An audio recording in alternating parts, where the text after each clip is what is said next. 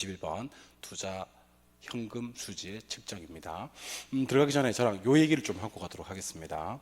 자, 누가 여러분들한테 투자와 투기를 비교하래요. 투자하고 투기를 비교하라고 한다면, 투자는 부동산을 취득해서 처분을 하는데 가운데 뭐가 있다? 운영이 있다라고 기억하시는 거예요. 운영. 그래서 취득해서 운영하고 처분하면 투자고요. 취득하고 운영 없이 처분하면 투기가 되는 거예요. 그래서 투자는 3단계 취득, 운영, 처분이고요. 투기는 2단계 취득, 처분입니다. 중간에 운영 과정이 투기는 없고 투자는 있고. 근데 운영이라는 표현보다 훨씬 더 많이 쓰는 표현이 영업이라는 표현입니다. 그래서 우리는 운영 경비라고 하는 경우도 있지만 영업 경비라는 말을 훨씬 더 많이 쓰고요. 순운영 소득 하기보다는 순영업 소득이라고 그래요.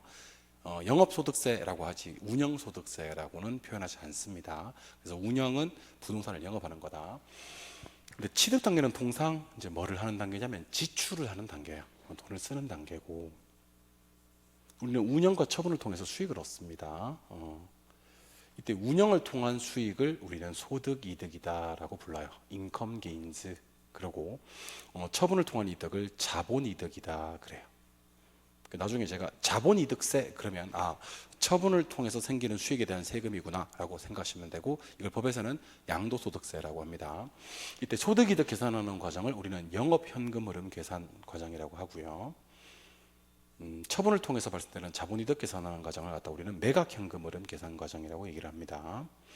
영업현금흐름 계산 과정이 총 10단계고요. 매각현금흐름 계산 과정이 총 7단계예요. 영업을 통해서 발생되는 수익을 계산하는 과정이 가공기, 유명하죠. 가공기, 유형순, 부세형세입니다. 유형순, 부세형세. 이 이름들을 제가 첫 번째 글자만 쓰더라 한다 하더라도 여러분들은 다 아셔야 됩니다. 유형순, 부세형세. 부세형세. 출발할까요? 예. 단위당 임대료 곱하기 임대 단위수 하면 가능총소득이 나오고요. 여기서 공실 및 불량부채를 빼고 기타 소득을 더하면 유효총소득이 나와요. 여기서 영업경비를 빼면 순영업소득, 부채 서비스액을 빼면 세전현금흐름, 영업소득세를 빼면 세후현금흐름이 됩니다. 그래서 매각현금흐름은 매매, 순미, 세자세 이렇게 얘기를 합니다. 매매, 순미, 세자세. 매매, 순미, 세자세 이렇게 7단계. 매도 가격에서 매도 경비를 빼면 순매도 가액이 나와요. 여기서 미상한 자당 잔금을 차감하면 세전 지분 복귀액, 자본이득세, 양도소득세라 그랬죠. 그러면 세후 지분 복귀액이 됩니다. 그래서 영업현금 흐름은 가공기, 유형순, 부세형세 10단계고요. 매각현금 흐름은 매매, 순미, 세자세 7단계라는 것을 기억하시고, 요거는 비단 여기 현금 수치 측정 요 파트에서만 중요한 게 아니라 뒤에 가시면 우리가 뭐 순소득 승수, 세전 승수, 세후 승수 구하세요 하는 어림셈법에서 엄청 중요하고요. 그리고 비율분석법에 가면 우리 뭐 부채 감당률이나 채무 불이익률 구할 때도 엄청 중요합니다. 이거 모르면 정말 뒤에 가서 어림셈법, 비율분석법은 그냥 망치는 거예요. 그리고 저 뒤에 가시면 감정평가론에서 수익환원법, 수익가액 구할 때 순영업소득을 환원율로 나누어서 수익가액을 구하는데 시험에서는 순영업소득을 안 줍니다. 그러면 순영업소득까지 가는데 또 역시 가능총소득에서 공실 및 불량부채 빼고 기타 소득 더해서 유효총소득을 구하고, 여기서 영업경비를 빼서 순영업소득을 구하는 거거든요. 뒤에 가셔서도 가공기, 유형순, 부세형세는 압도적으로 중요하니까요. 가공기, 유형순, 부세형세, 매매, 순미, 세자세, 영업현금흐름 10단계, 매각현금흐름 7단계에 대해서는 정리를 해주시기 바랍니다. 아시겠죠? 네. 그러면 출발 한번 해볼게요. 이제 첫 번째는 영업현금 흐름을 구해야 됩니다. 영업현금 흐름은 단위당 임대료 곱하기 임대 단위수를 때립니다. 임대 면적 그러기도 해요. 그러면 이론적으로 볼 수 있는 총소득인 가능총소득이 나와요. 여기서 공시 및 불량부채를 빼고 기타 소득을 더하는데, 불량부채라는 표현은 회수 불가능한 임대료 수입을 얘기하는 것으로서 대손충당금 그러기도 합니다. 회계학에서는. 그래서 공시 및 불량부채, 공시 및 대손충당금을 빼고 기타 소득을 더합니다. 기타 소득은 뭘 말하는 것이냐면 영업 외로 벌어들이는 수입을 얘기합니다. 주로 주차장 임대료 수입, 주차장 수익 같은 것들이 기타 소득이 돼요. 이것만 유일하게 더하기가 떠요. 다 빼기인데 기타 소득 앞에만 더하기가 있습니다. 그러면 실제로 내 손에 한번 만져볼 수 있는 총소득인 유효총소득이 나와요. 아직까지는 총소득인 게 경비가 안 빠져서 그렇습니다. 영업경비를 차감하면 드디어 순수익, 순영업소득이 됩니다. 1년치 원리금 상환액인 부채 서비스액을 뺍니다.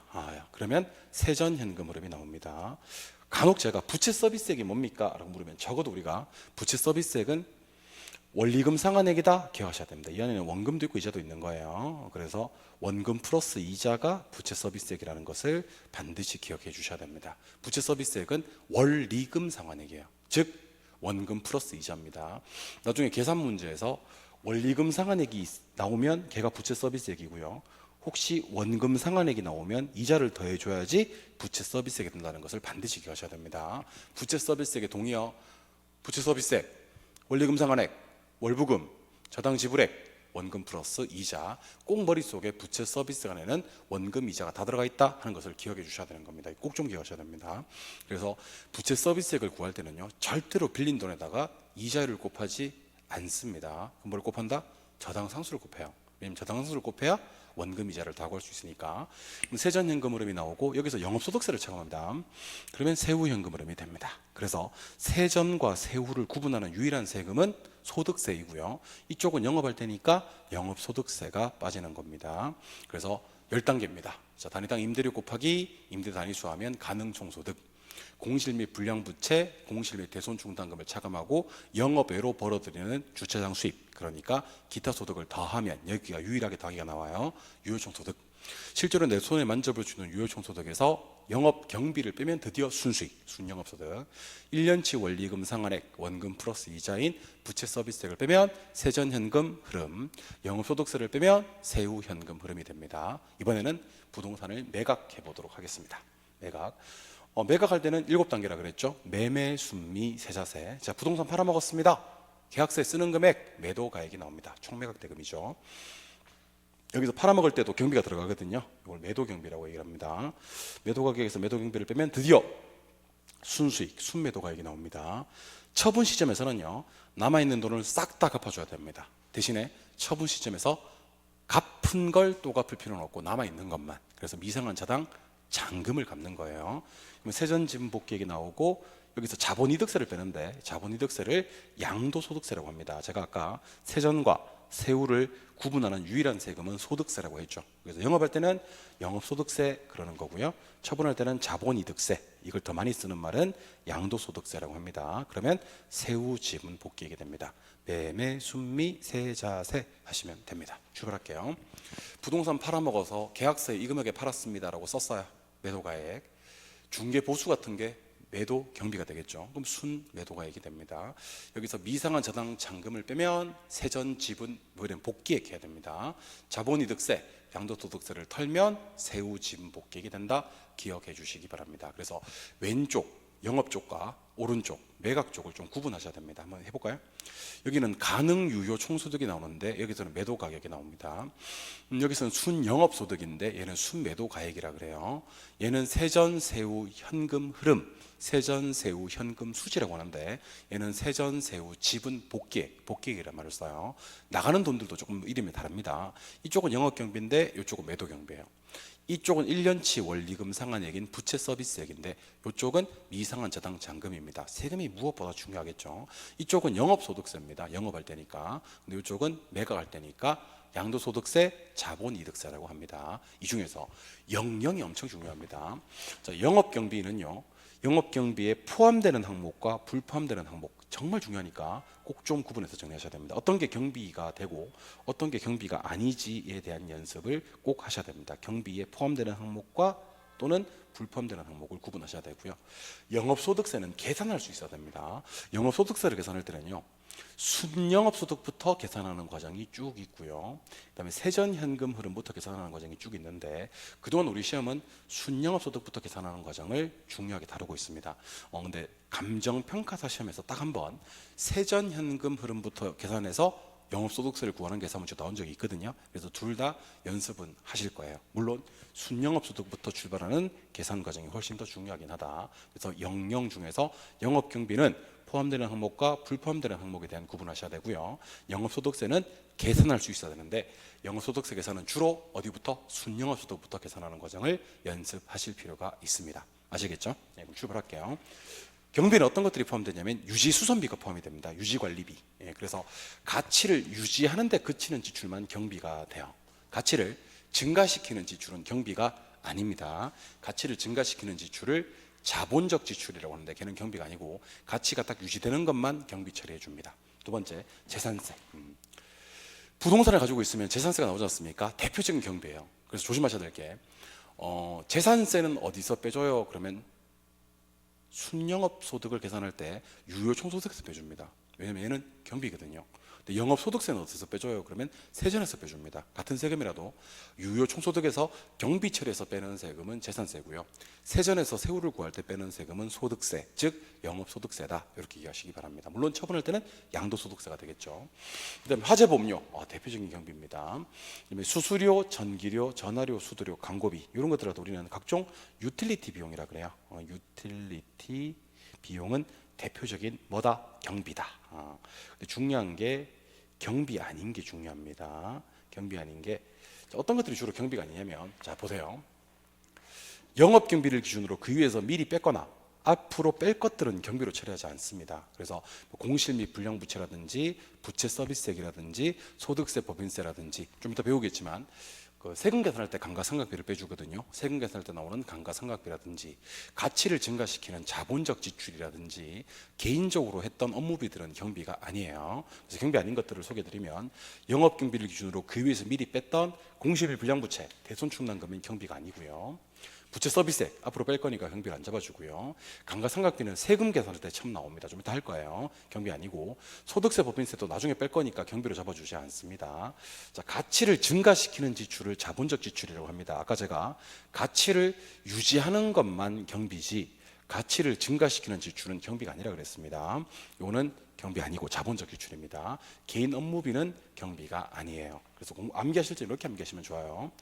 자, 시험장에 가실 때까지 공부하는 양이 감소하면 돼요, 안 돼요? 그러면 공부 감소하면 안 돼요. 이렇게 가시는 겁니다.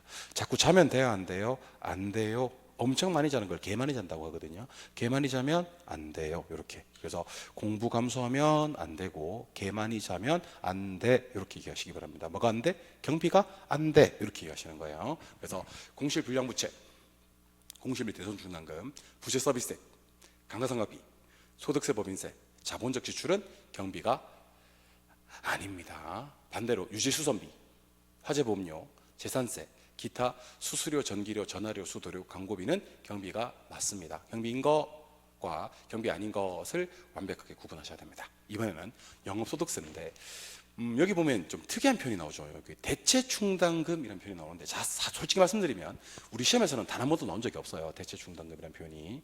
대체충당금은 아까 우리 배웠던 대손충당금의 반대말입니다. 손은 마이너스를 가져오는 거거든요. 근데 대체충당금은 플러스를 가져오는 거예요. 대손충당금의 반대입니다. 즉 가치를 증가시키는 충당금을 대손충당금이라 그래요. 근데 우리 시험에서는 영업소득세만 구할 수 있으면 돼요. 그래서 출발을 할 때 순영업소득부터 출발해서 영업소득세를 구하는 게 압도적으로 시험은 중요하고요. 세전현금 수지를 가지고 영업소득세를 구하는 방법도 알고는 계셔야 됩니다. 대체충당금과 순영업소득은 더하고 이자하고 감가상각비는 빼요. 세율은 곱합니다. 그렇게 영업소득세를 구하는 게 3단계입니다. 순대 더하고 이감 빼고 세율을 곱하는 게 이게 압도적으로 중요하고요. 세전현금 수지부터 출발할 때는 세대원까지를 더해요. 감만 빼요. 그리고 세율을 곱합니다. 답은 똑같이 나와야 돼요. 세대원 더하고 감 빼고 세율 곱한다. 이렇게 해서 답은 1, 2, 3번이 똑같이 나올 건데 우리 시험은 압도적으로 지금까지는 순영업소득부터 구하는 계산 과정이 일반적이다. 그래서 순영업소득부터 출발해서 세금 구할 때는요. 그러면 여러분들은 순대를 더하고요. 이감은 빼고요. 세율은 곱해요. 이렇게 구하는 게 일반적입니다. 순대 더하고 이감 빼고 세율 곱하고 세전현금 수집부터 출발할 때는 세대원까지를 더해요. 한 집에 사는 사람들을 세대원 그러거든요. 예. 감만 빼요. 그리고 세율을 곱합니다. 여기까지는 영업소득세 계산 과정이었습니다. 순대 더하고 이감 빼고 세율 곱해서 영업소득세를 구하기도 하고 세대원 더하고 감 빼고 세율 곱해서 영업소득세를 구하기도 합니다. 1번부터 문제를 풀어볼 건데 세후현금 수지를 구하라. 이거 딱 시간 1분제에서 꼭 한번 풀어보시기 바랍니다. 지금 풀이하는 두 문제는요. 이해나 암기의 영역은 솔직히 말씀드리면 아니고요. 뭐의 영역이냐면 훈련과 연습의 영역입니다. 훈련과 연습, 트레이닝과 엑서사이즈의 영역이니까 열심히 훈련하시고 연습하셔가지고 1분 안에 푸는 연습을 하시기 바랍니다. 근데 이 문제 특징은 뭐냐면 원리금 상환액이 떴어요. 원리금은 이 자체가 부채 서비스액이에요. 그래서 제가 부채 서비스액이 얼마입니까? 그러면 9천만 원이요 하실 수 있어야 됩니다. 출발할게요.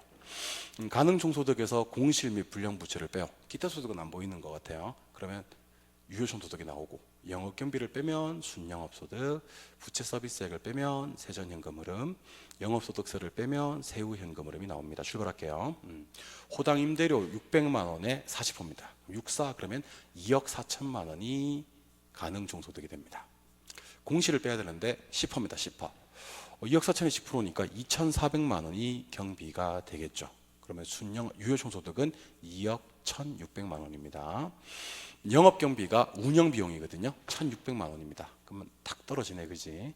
그러면 순영업소득은 2억입니다. 부채 서비스액이 아까 9천만 원이라 그랬어요, 그죠? 그러면 9천만 원이면 세전현금 흐름은 1억 1천만 원이 됩니다. 이제 세금만 구하면 끝이 납니다. 세금은 순대를 대야 됩니다. 순대가 아까 2억이었거든요. 2억에다가 대체 충당금이 얼마냐면 3천이에요. 2억 3천 더하고 순대는 다는 거예요. 이자하고 감가상각비는 뺄 거예요. 이자하고 감가상각비가 3천만 원입니다. 이거는 뺍니다. 2억 3천에서 3천 빼니까 그냥 2억 나와요. 세율이 몇 프로냐면 30%. 이게 그 유명한 순대 더하고 이감 빼고 세율 곱하는 겁니다. 순대 더하니까 2억 3천. 순영소득 2억이었으니까 이감이 합치니까 3천이니까 빼니까 2억. 세율 30% 곱하니까 6천만 원이 빠집니다. 그러면 세후 현금 흐름은 얼마냐면 5천만 원이 되는 그런 문제가 됩니다. 그래서 세후 현금 수준이 얼마입니까? 그러면 이게 5천만 원. 계산 과정 쭉 있으니까요.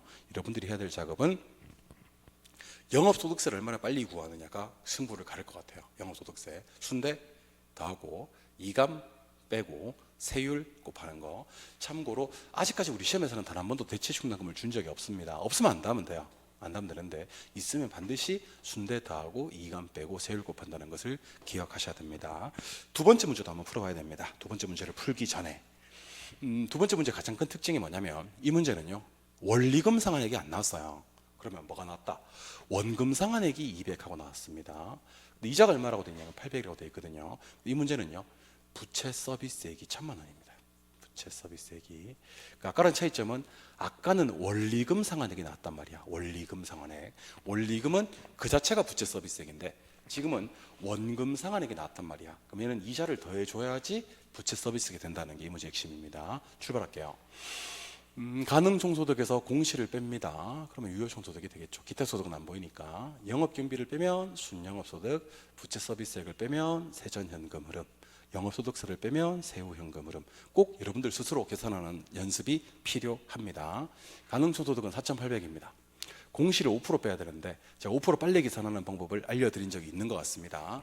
절반 한 다음에 0 하나 빼면 돼요. 결과값에서. 그래서 4,800의 절반은 2,400. 0 하나 빼면 240만 원이 5% 빨리 계산하는 방법. 50% 계산한 다음에 0 하나 뺀다라는 느낌이 중요합니다.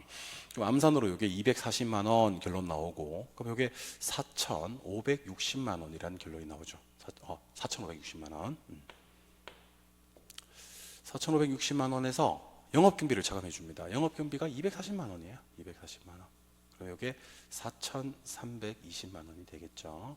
부채 서비스액이 아까 계산했죠. 원금하고 이자를 더해야지 부채 서비스액이 됩니다. 그러면 1,000만 원. 그럼 여기 이제 3,320만 원입니다. 이 문제도 결국 영업소득세만 구하면 게임이 끝나는 겁니다. 영업소득세는 순대 더하고 이감 빼고 세율을 곱하면 됩니다. 근데 지금 문제에서는 눈 씻고 찾아봐도 대체 충당금이 없어요. 그러면 순영업소득 아까 얼마에서 4,320에서 이자하고 감가상각비가 각각 800하고 200이니까 1,000만 원이 빠집니다. 여기까지가 3,320이고 3,320에서 세율이 몇 프로냐면 30% 때려줍니다. 그러면 얘가 얼마냐면 996만 원이 떠요. 그러면 여러분들은 3,320에서 996만 원을 빼도 되고, 아니면 계산기에 996이 찍혀 있으면요 거기다가 3320을 빼서 마이너스 계산해도 괜찮습니다. 그러면 마이너스 얼마가 떠왔냐면 996 빼기 3320 때려버리면 2,324만 원, 이렇게 해서 2,324만 원이 정답이 되는 그런 문제가 됩니다.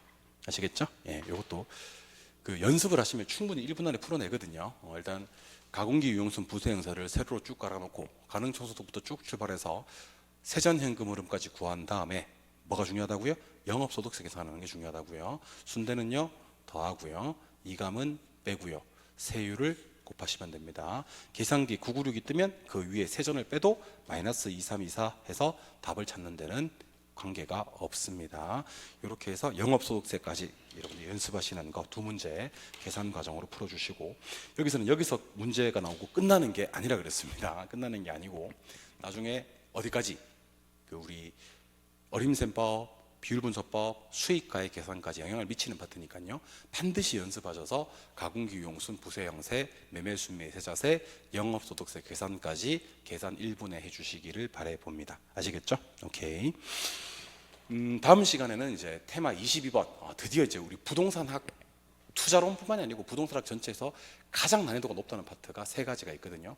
지금 보시는 부동산 투자 분석 기법의 할인연금 수지 분석법, 그다음에 어림셈법, 그다음에 비율분석법이에요. 그래서 앞으로 진행되는 강좌 22강, 23강, 24강은 혹시 시간적 여유가 되시는 분들은요, 꼭 세 강을 같이 보시는 것을 원칙으로 하시면 좋을 것 같아요.